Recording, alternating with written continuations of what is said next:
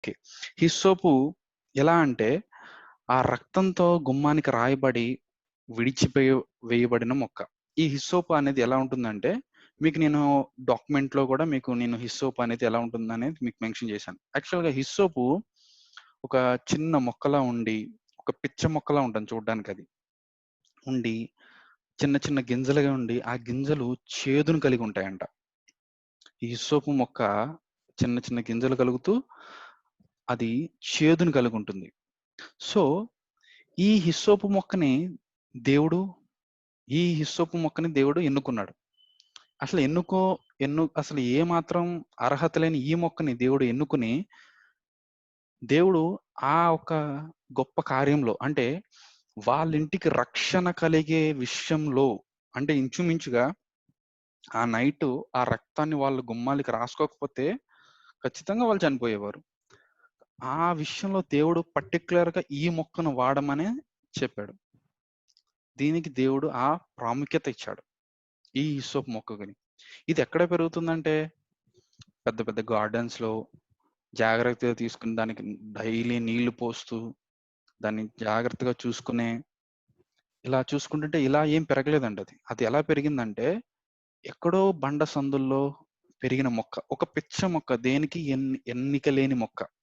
But దేవుడు ఈ హిస్సోపుని తీసుకొని వాళ్ళ గుమ్మాలకి రాసుకుంటూ వచ్చాడు. ఇక్కడ ఒకసారి ఈ సందర్భాన్ని మనం గుర్తుపెట్టుకుంటే, ఈ రోజులకి ఈ సందర్భాన్ని మనం అప్లై చేస్తే గనక, ఒకటి విషయం మనకు అర్థమవుతుంది. ప్రతి ఇంటికి ఈరోజు ఒక సమస్య ఉంది. ఇది భూప్రపంచం మీద ఉంది. ఈ వైరస్ గాని, రకరకాల రోగాలు గాని, ఏ ఇంటికి ప్రతి ఇంటి మీద ఇది ఒక మరణ దూతలాగా ఎళ్తుండగా, ఏ ఇంటికైతే ఆ గొర్రెపిల్ల రక్తాన్ని పూసుకుంటారో, ఆ గృహానికి రక్షణ కలుగుతుంది. ఈ గొర్రెపిల్ల రక్తం ఏదో కాదు. స్వయంగా లోక పాపములు మోసుకెళ్ళు గొర్రెపిల్ల రక్తమైన యేసుక్రీస్తు రక్తం ఏ గృహానికైతే రాసుకొని, ఏ గృహానికైతే రాసుకొని, గుమ్మానికైతే రాసుకొని, వాళ్ళ కుటుంబాన్ని ప్రభు రక్షణ కొరకు వాళ్ళు సిద్ధపడతారో, ప్రభు రక్షణకి వాళ్ళు లోబడి, వాళ్ళ హృదయాలతో నమ్మి సిద్ధపడతారో, వాళ్ళింటికి ఈ రోజున రక్షణ కలుగుతుంది. హల్లెలూయా! సో, ఇలాంటి గొప్ప కార్యంలో ఈ హిస్సోపును మొక్కను వాడాడు. ఈ హిస్సోపు మొక్క యొక్క ప్రాముఖ్యతని మనం ఒకసారి ఇంకొంచెం మనం మాట్లాడుకుంటే, యోహాను సువార్త 19వ అధ్యాయం 29వ వచనంలో ఒకసారి మనం చూద్దాం. యోహాను 19వ అధ్యాయం 29వ వచనం. చిరకతో నిండి ఉన్న ఒక పాత్ర అక్కడ పెట్టి ఉండెను గనుక వారు ఒక స్పంజి చిరకతో నింపి హిస్సోపు పుడకకు తగిలించి ఆయన నోటికి అందించిరి. ఇది ఈ మాట ఈ వచనం ఎప్పుడు చెప్పబడుతుందంటే, యోహాను సువార్త 19, 20, 29వ వచనంలో ప్రభువు శిలువ మీద ఉన్నారు. శిలువ మీద వేలాడుతూ పాపం ఆయనకి చనిపోతున్న ముందు దాహం, దాహం అని అరుస్తున్నప్పుడు వాళ్ళ నోటికి ఒక స్పాంజి లాంటిది తీసుకొని చిరకకి అంటే ఒక బల్లానికి తగిలించి హిస్సోపుని వేసి నోటికి పెట్టారంట. హిస్సోపు అనేది చేదు కలిగిన స్వభావం ఉంటుంది హిస్సోపులో.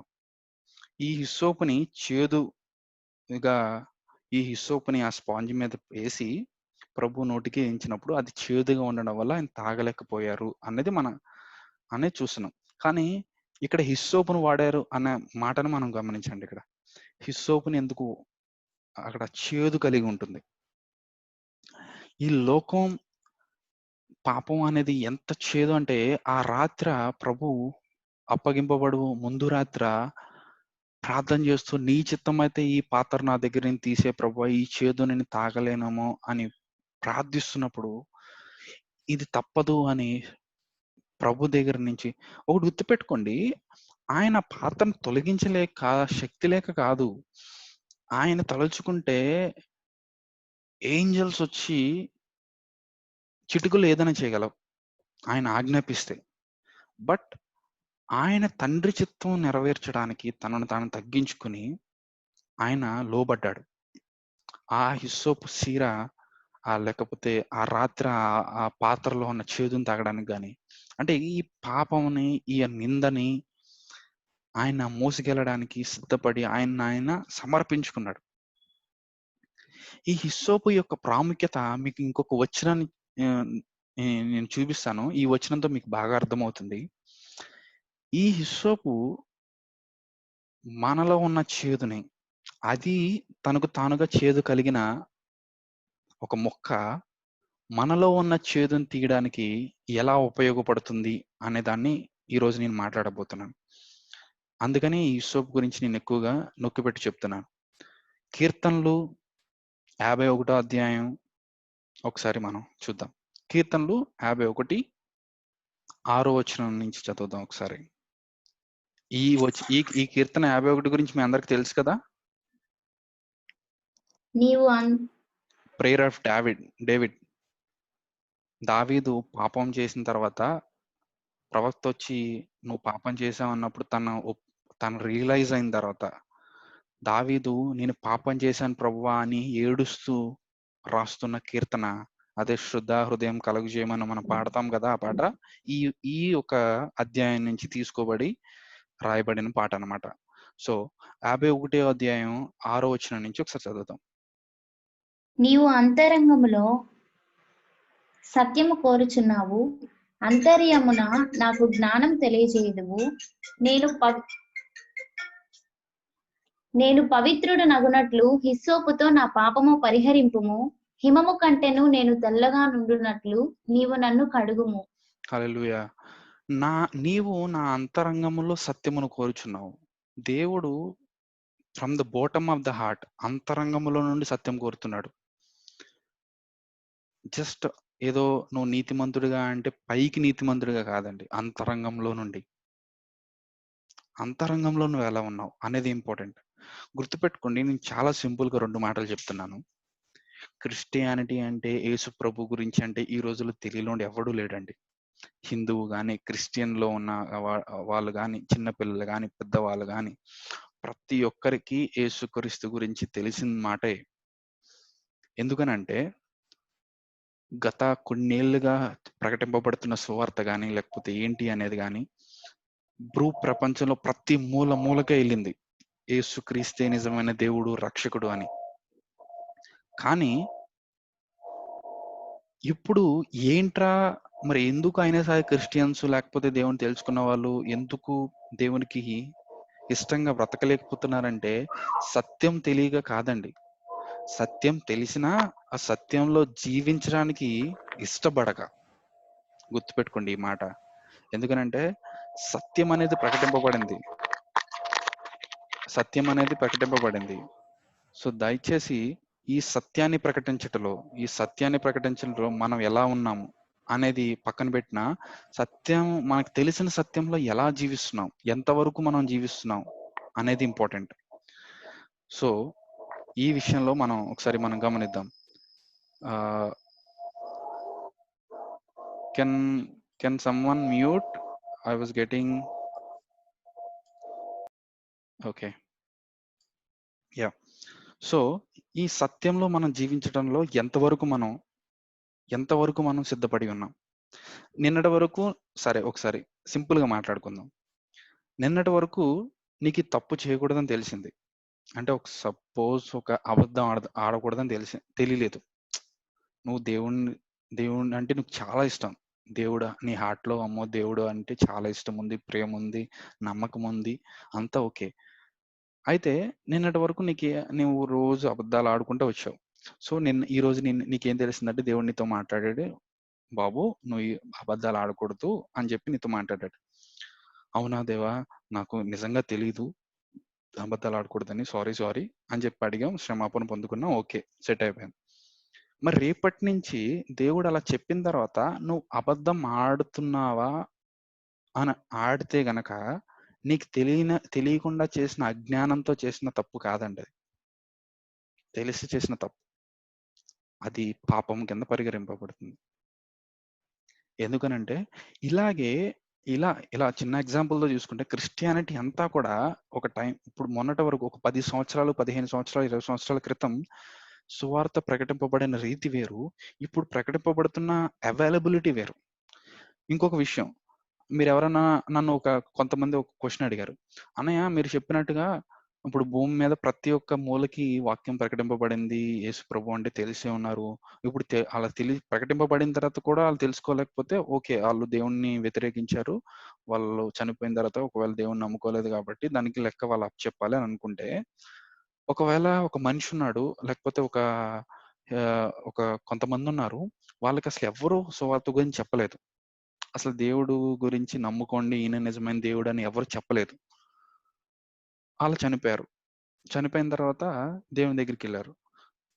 అప్పుడు దేవుడు వాళ్ళని తీర్పు తీరుస్తూ వాళ్ళని శిక్షిస్తున్నాడు. అప్పుడు వాళ్ళంటున్నారంట, దేవా! మరి మాకు భూమి మీద ఉన్నప్పుడు ఎవరో కూడా సువార్త చెప్పలేదు. ఆహ్, నువ్వే దేవుడు అని మాకు తెలీదు భూమి మీద ఉన్నప్పుడు. మరి తెలిసుంటే మేము నిన్ను నమ్ముకుందుము అని తెలివిగా వాళ్ళడుగుతున్నారంట. దీనికి ఆన్సర్ ఏమై ఉంటదో నాకెవరైనా చెప్పగలుగుతారా? ఎవరైనా చెప్పగలుగుతారా?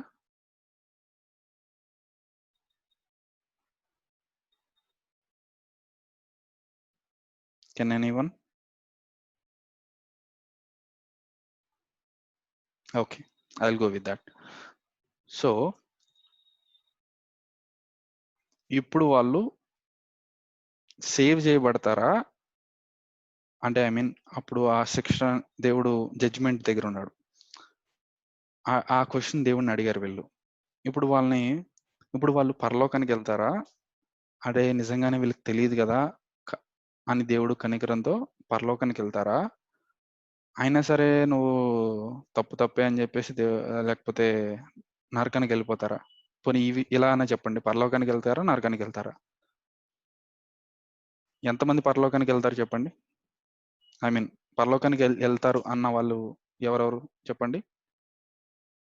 ఓకే. సోమేష్ సేయింగ్ నరకానికెళ్తున్నాడు. సో, పరలోకానికి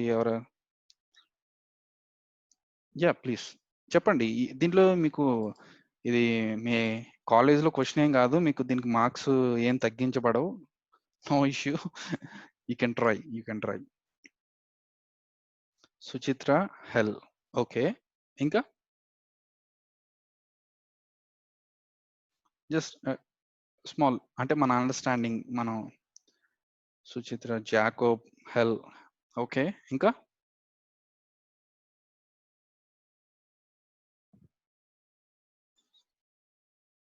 you can try. You can try.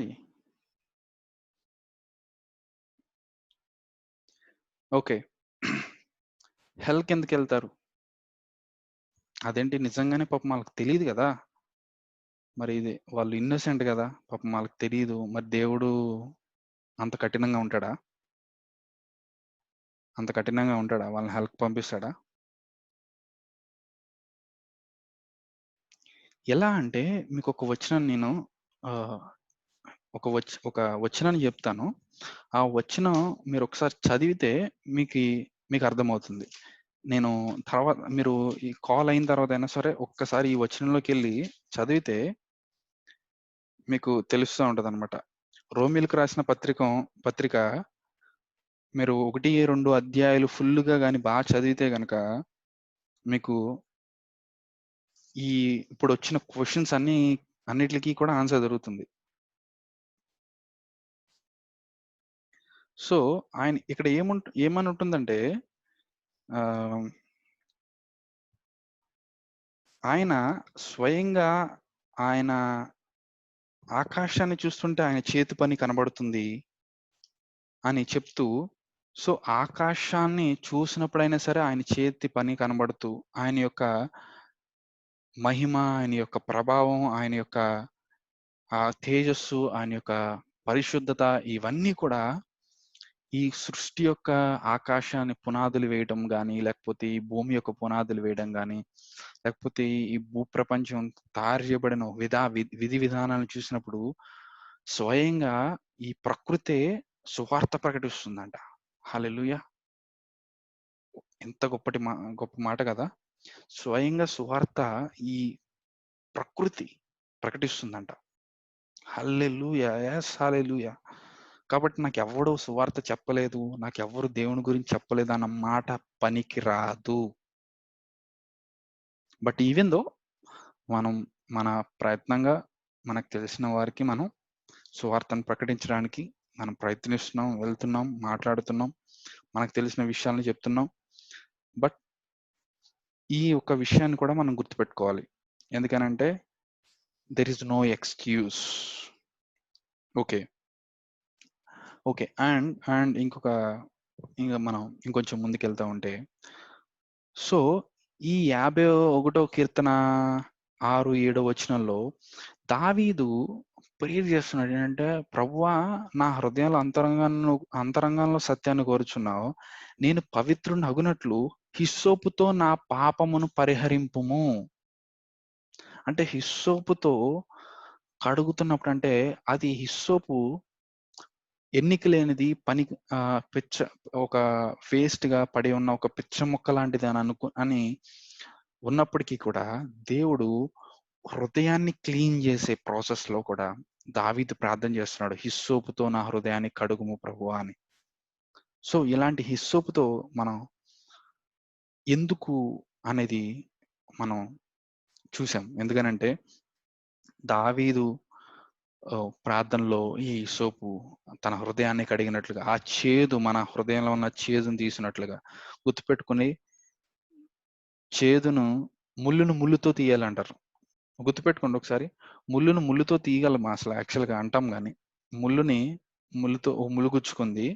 ఒక ముల్లు గుచ్చుకున్నప్పుడు ఆ ముల్లుని తీయడానికి ఇంకో ముల్లుతో మనం గుచ్చుకుంటే సెప్టిక్ అయితది. మళ్ళీ ఇంకో ముల్లు గుచ్చుకుంటాం తప్ప దానివల్ల ఉపయోగం లేదు. ముల్లుని ఎలా తీయగలుగుతాం ముల్లుతో? ముల్లుతో తీయం. ముల్లులా ఉన్న పిన్నిస్‌తో తీస్తాం. Something we use something right? But ముల్లుని ముల్లుతో తీయాలని నోటి మాటకి అన్నంత మాత్రాన ముల్లుని ముల్లుతో తీయలేం. మనలో ఉన్న చేదుని తీయడానికి దేవుడు మన చుట్టూ చేదుతో నిండిన పరిస్థితిని తీసుకొస్తాడు.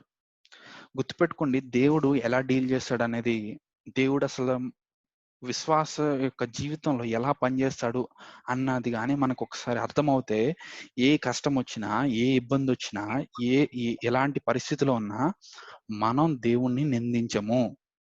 దేవుణ్ణి ఎప్పుడు నిందిస్తామంటే, మనకి దేవుడు మన జీవితంలో ఎలా వర్క్ చేస్తున్నాడని తెలియకపోతే మనం దేవుడిని నిందిస్తాం. అసలు దేవుడు మన జీవితంలో ఎలా పనిచేస్తున్నారు అనేది విషయాన్ని మనం తెలుసుకుంటే గనక దేవుడిని నిందించాల్సిన అవసరత రాదు. సో, అది ఒకసారి మనం గమనిద్దాం. నాలో చేదు నిండుకొనుంది. లేకపోతే నాలో చేదుతో నిండిపోయిన నా హృదయాన్ని దేవుడు మార్చాలంటే, నా చుట్టూ చేదుతో నిండిపోయిన హృదయాలనే పెడతాడు తెలుసా? నేనప్పుడు అంటే సపోజ్ నా ఫ్రెండ్ ఒకడు తన జీవితంలో అభివృద్ధి పొందుతున్నాడు. దేవుడు నిజంగా తనను బ్లెస్ చేశాడు. బాగా ఆశీర్వాదం పొంది మంచి స్థితిలోకి వెళ్తున్నాడు అని అనుకున్నప్పుడు, నేను పైకి "అరే! నేను చాలా హ్యాపీరా. నువ్వు చాలా బాగా బ్లెస్ అవుతున్నావు. దేవుడు నిన్ను ఆశీర్వదిస్తున్నాడు. నువ్వు మంచి పొజిషన్‌కెళ్తున్నావు" అని నేను పైకి మాట్లాడి లోపంలో ఈడికి కూడా వచ్చేసింది. ఈడెవడు నా ముందు మొన్నొచ్చాడు. నాకు రాకుండా నన్ను ఇలా వెనక్కి చేసేసాడు. ఇలా వివిధ రకాలైన ఆలోచనలు హృదయంలోకి వెళ్తున్నాయంటే ఇదే చేదు. చేదంటే ఓ రకమైన చేదని కాదు. మనం కిందటి వారం మాట్లాడుకున్నాం. మారా దగ్గరికెళ్ళినప్పుడు వాళ్ళ హృదయాలు చాలా విసుగుతో నిండిపోయినాయి. మారా అనగా బిటర్‌నెస్. మారా అనగా చేదు అనే మాట మనం చూసాం. ఈ చేదుతో నిండిన హృదయాలు మనం ఉన్నప్పుడు నేను నా జీవితంలో చూసాను. నా ప్రయాణంలో చూసాను. నేను నాలో ఉన్న లోపాలన్నీ నా పక్క వాళ్ళలో చూసే నన్ను సరిదిద్దుకున్నాను. నా లోపాలని నాలో ఏ అయితే లోపం ఉండేదో నా చుట్టుపక్కల ఉన్న వాళ్ళందరిలో నాకన్నా దారుణంగా ఉండేది. వాళ్ళని చూసి ఓరి నాయనో! నేను ఇలాంటి లోపంతో, ఇలాంటి యొక్క అలవాట్లతో, ఇలాంటి ఆలోచనలతో ఉన్నప్పుడు ఇంత భయంకరంగా ఉంటానా? ఇంత వికారంగా ఉంటానా? అని నా లాంటి హార్ట్ ఉన్న నా పక్కనున్న వ్యక్తుల్ని చూసి నేను మారాలిరా బాబు! అనుకుని మారాను. అంటే దేవుడు అనిపిచ్చేది లేకపోతే ఒకసారి దేవుడు సింపుల్‌గా నీ జీవితంలో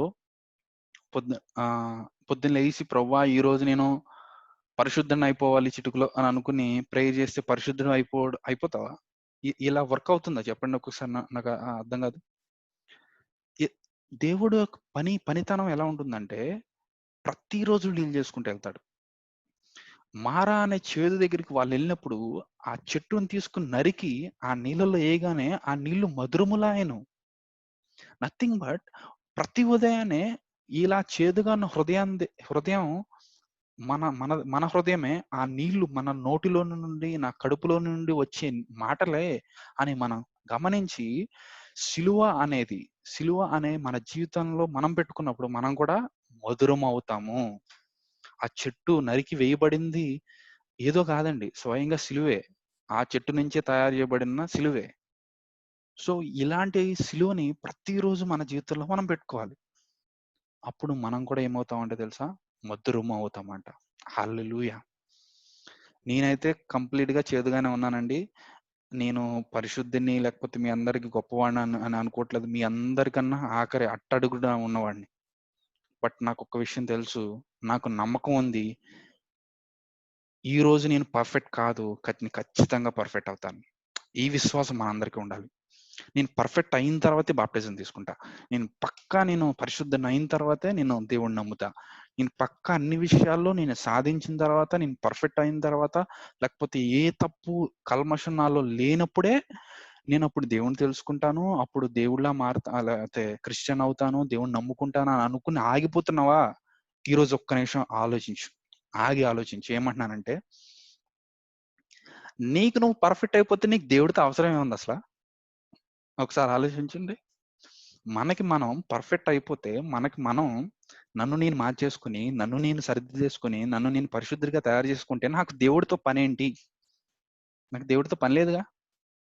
అప్పుడు దేవుడి దగ్గర రావాల్సిన అవసరమే నాకెందుకు? నిజమే గదా! దేవుని దగ్గరికి రావాల్సిన అవసరం ఏముంది? మన వల్ల కాదు గాబట్టే దాసుని ప్రభువా నన్ను దయచేసి కనికరించు. ఓ పరిశుద్ధుడా! ఓ దైవ కుమారుడా! ఓ రక్షకుడా! ఆయన పాదాల దగ్గరికెళ్తున్నాం. హల్లెలూయా!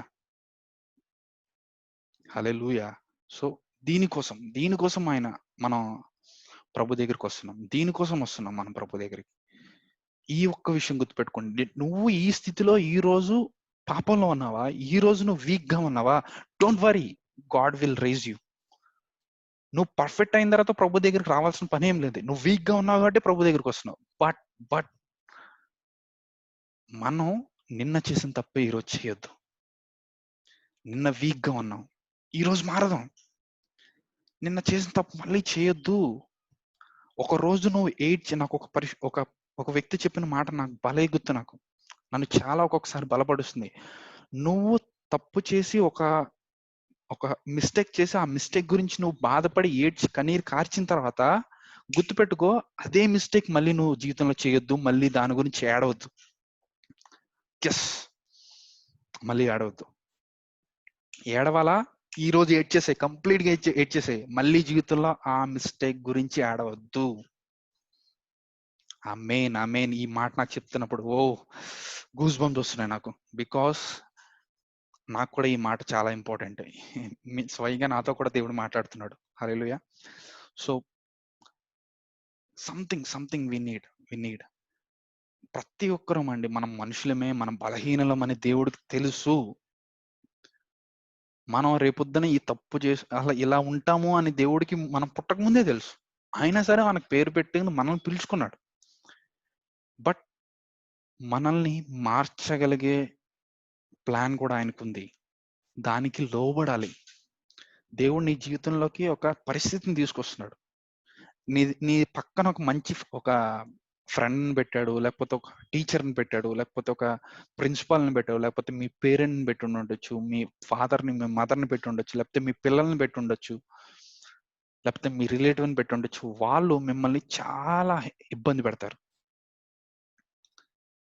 ఆ ఇబ్బంది పెడుతూ, అబ్బా! ఈయనేంటబ్బా నా జీవితంలో ఎందుకున్నాడు అని అనుకుంటున్నావేమో గానీ,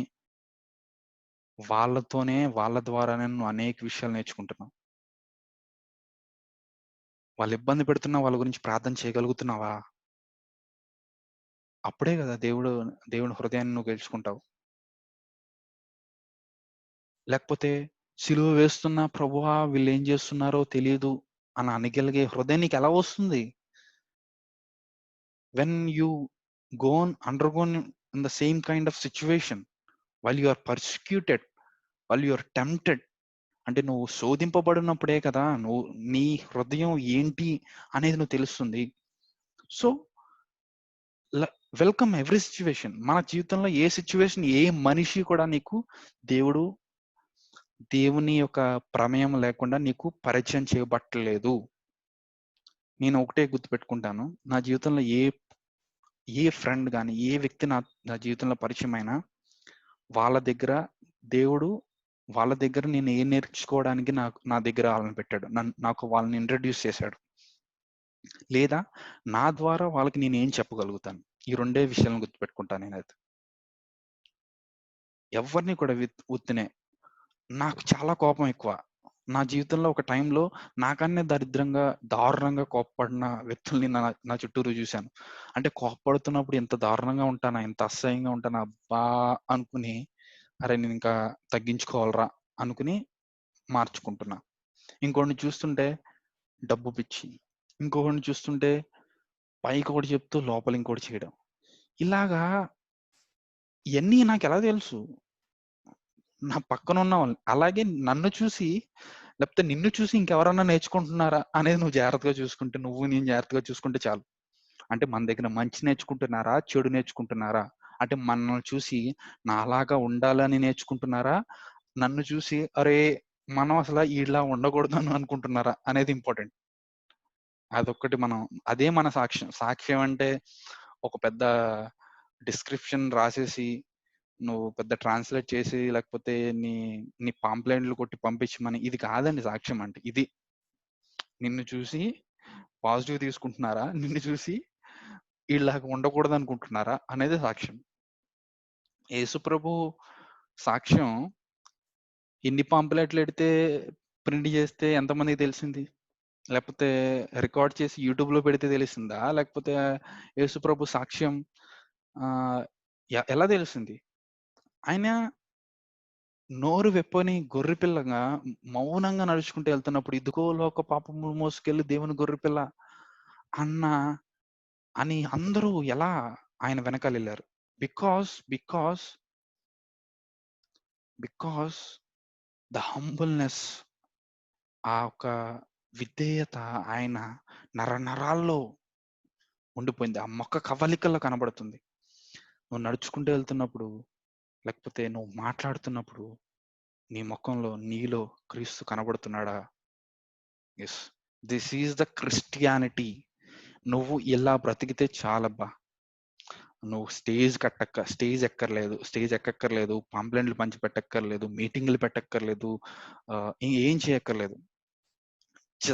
జస్ట్ నువ్వు నీలాగా ప్రభుని నీలో చూపించగలిగి ఉండగలిగితే చాలు. అరే ఈ తమ్ముని చూడు, అరే ఈ చెల్లిని చూడు, నాకెందుకో యేసుప్రభు ఇలాగే ఉంటాడేమో అనిపిస్తుంది అని అంటున్నాడంటే సారీ, నీలో ప్రభు కనబడుతున్నాడు. సో దయచేసి మనం ఇలా బ్రతకడానికి ప్రయత్నిద్దాం. ఇలా బ్రతకడమే చాలా కష్టమండి. మీరు వెళ్ళి స్టేజ్ పెట్టడం, ఒక ₹1,00,000 పెట్టి ఒక మీటింగ్ పెట్టడం, లేకపోతే 10 లక్షలు పెట్టి ఒక పెద్ద మీటింగ్ పెట్టి 1000 మందిని పిలిచి లేకపోతే 10,000 మందిని పిలిచి వాళ్ళకి సువార్త ప్రకటించడం అనేది చాలా ఈజీ. ఎందుకంటే ఒక 10 లక్షలు ఉంటే అయిపోతుంది, అది పెద్ద కష్టం కాదు. కానీ ఈ రోజు మనల్ని మనం చంపుకొని బ్రతకడం అంటే ఉంటుంది చూసారా, చాలా కష్టం. అది మనకు రావట్లేదు, అది చేతగాక మిగిలిన అన్నీ చేస్తున్నాం, అది వదిలేస్తున్నాం. ప్లీజ్ ఈ మాట మీ అందరికీ కాదు, నాకు కూడా, నేను కూడా అనేక విషయాల్లో పడుతున్నాను, లేస్తున్నాను. ముఖ్యంగా యవనంగా ఉన్న మనందరం కూడా, మోస్ట్లీ గ్రూప్లో ఉన్న వాళ్ళందరూ, పార్టిసిపేట్ చేసిన వాళ్ళందరూ కూడా 25-30 బిలోనే ఉన్నారు అందరూ కూడా. I request each and every one of you, దేవుడు రాకడ ఈ రోజు రాని, రేపు రాని, సంవత్సరాల తర్వాత రాని, 2 సంవత్సరాల తర్వాత రాని, 10 సంవత్సరాల తర్వాత రాని, 25 సంవత్సరాల తర్వాత రాని. ఈ రోజు మనం జీవించడం నేర్చుకోకపోతే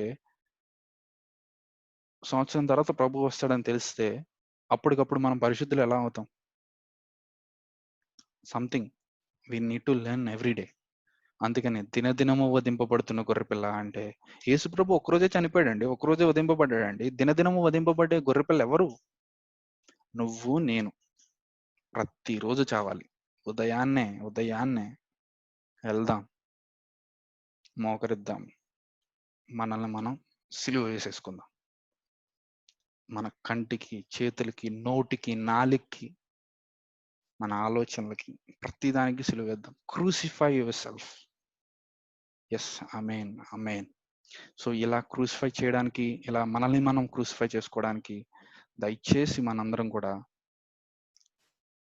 సబ్మిట్ చేసుకుందాం ప్రభు దగ్గర. And I request every one because ఎందుకనంటే చాలా సింపుల్ అని అనుకునే విషయాలు ఏంటంటే క్రిస్టియానిటీలో సండే చర్చ్కి వెళ్ళి రావడం, ఒక పాట పాడడం, ఒక చిన్న వర్షిప్ చేయడం, ఒక ప్రత్యుత్తరాలుగా ఒక వాక్యం చదవడం, ఒక చిన్న ప్రేయర్ చేసుకోవడం, వచ్చేయడం. ఇది చాలా ఈజీ కదా, దీనికి కష్టమేముంది? ఇలా బ్రతికేద్దాం అని అనుకుంటే చాలా ఈజీ. అలాంటి ఏమంటారు, వైడ్ గా ఉన్న రోడ్డు ఏమంటారు ఇరుకుగా ఉన్న మార్గం కాకుండా విశాలంగా ఉన్న మార్గంలోకి వెళ్ళే మార్గం అన్నమాట అది. ఇరుగ్గా ఉన్న మార్గం అంటే ఇదే. సో ఇలాంటి మార్గంలో మనందరం కూడా మరి ప్రయాణించాలని నేను మనస్ఫూర్తిగా కోరుకుంటూ, ఈ హిస్సోపు మన హృదయాల్లో సామెతలో కీర్తనలో చెప్తున్నట్లుగా, ప్రభువా నేను పవిత్రనగున్నట్లు హిస్సోపుతో నా పాపను పరిహరింపము, హిమము కంటే తెల్లగా నుండినట్లు నన్ను కడుగుము అన్న ఈ ఎన్నికలేబడిన హిస్సోపుని దేవుడు తీసుకుని ఎన్నికలో పెట్టినట్లుగా కీర్తనలు 113:7-8 కూడా అంటున్నాడు, తన ప్రధానులతో వారిని కూర్చొని పెట్టుటకై ఆయన నేల నుండి దరిద్రులను లేవనెత్తువాడు, పెంట కుప్పల మీద నుండి బీదలను లేవనెత్తువాడు. ఆమేన్. సో ఎన్నికలేని ఈ హిస్సోపుని హృదయాన్ని కడగనట్లుగా దేవుడు యూజ్ చేసుకున్నట్లుగా, ఎన్నికలేని నిన్ను నన్ను ఈరోజు నా ద్వారా నిన్ను కడగడానికి, నీ ద్వారా నన్ను కడగడానికి, మన ద్వారా అనేక మందిని కడగడానికి ఈరోజు నిన్ను నన్ను ఎన్నుకున్నాడు అన్న విషయాన్ని గుర్తుపెట్టుకుందాం.